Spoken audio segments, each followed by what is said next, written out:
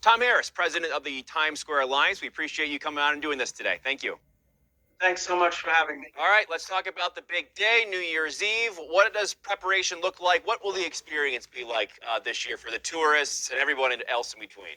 So we're so excited. On December 31st, we're going to be welcoming the world to Times Square. If you can't come here in person, you could tune in to any number of local channels or our website at tsq.org to experience the ball drop in Times Square.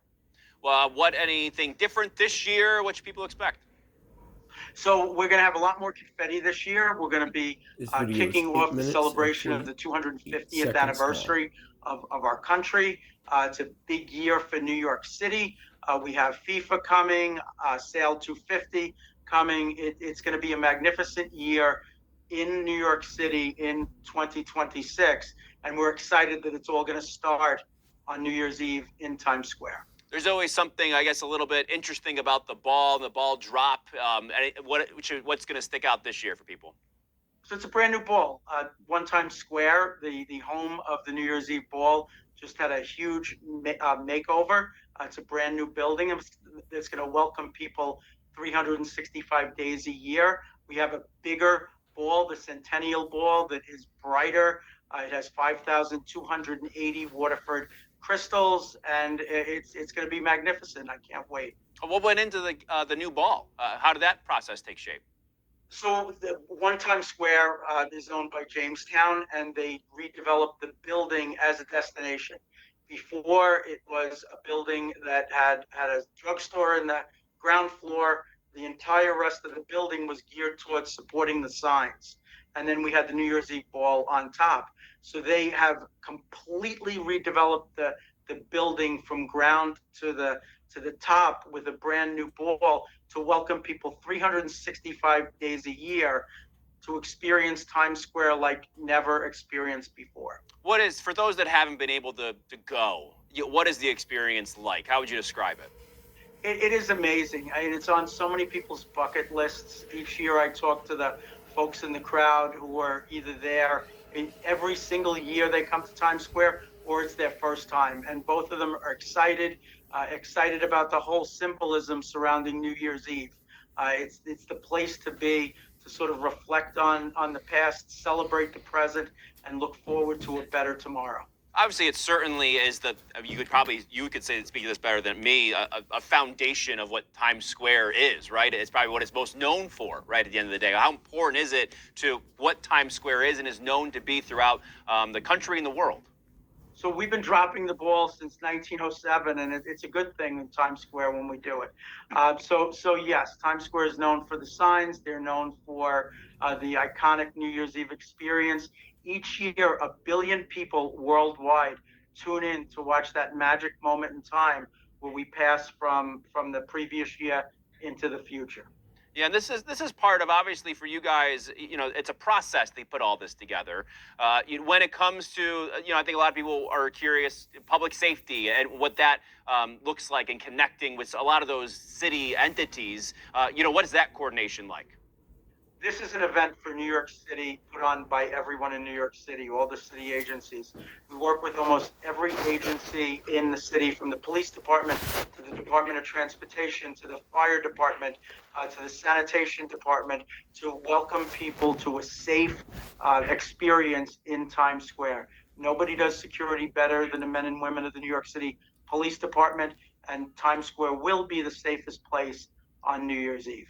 It is interesting, too. You have that aspect with all the people, but then you have these, like you mentioned, the broadcast, too. I imagine that the logistics of putting stages up and making sure all that's got to be an interesting layer of the process, too.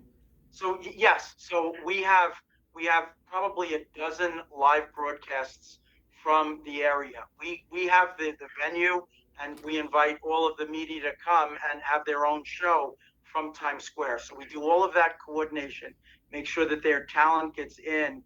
We have to move talent around to the different stages in the middle of this big security challenge that is Times Square on New Year's Eve.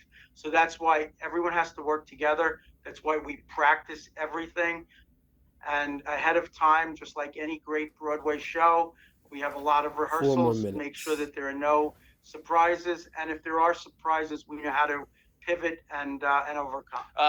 As the Times Square Alliance, obviously this is a part of what you do. How does this event sort of set the stage and the tone for what you want Times Square to be?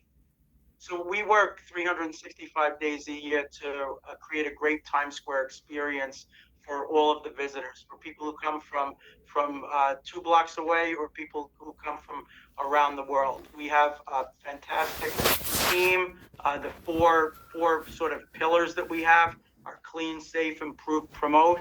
So we do a lot to keep Times Square clean. We work hand in glove with the police department to make sure that it is safe 365 days a year. We put on a lot of events, including New Year's Eve, to sort of bring people here and to make sure that the people who are here have a great experience. Yeah, and this is the start of a 5-year strategic plan for you in 2026. As you look forward, how do you want the area to evolve moving forward for tourists and residents alike? So we're looking to create a Times Square for everyone. We've seen that areas that have a balance of live, work, and play have done better. The closer people are to where they work, the more likely they are to come in.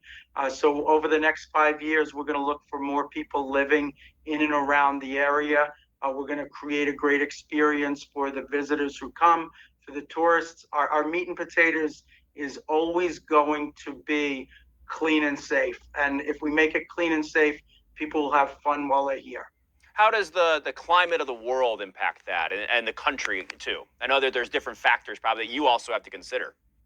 So we have, yes. So we're not immune to the politics of the local politics and then the foreign politics. So what we have seen is that New York City Times Square it sort of transcends that. We see that people want to come here. It's a place to come to see and to be seen. Each year we have a lot of folks who graduate from college and want to be in New York City, want to experience that big city vibe. So we're mindful of it. We've been able to adapt and find new audiences for Times Square, but we don't take that for granted.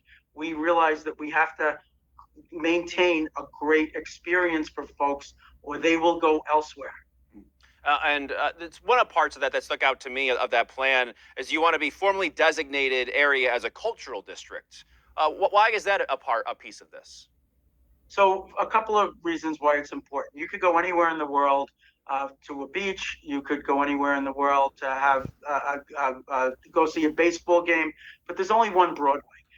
We have live theater here. We have 40 Broadway theaters.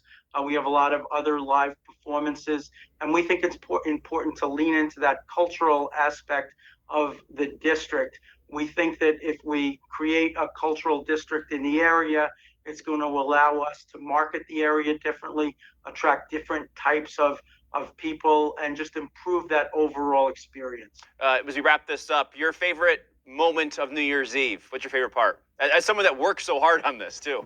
So the peak moment of my year is at midnight to be in the center of Times Square with my work family and my family and celebrate hard work, family, friends, and just have a great time.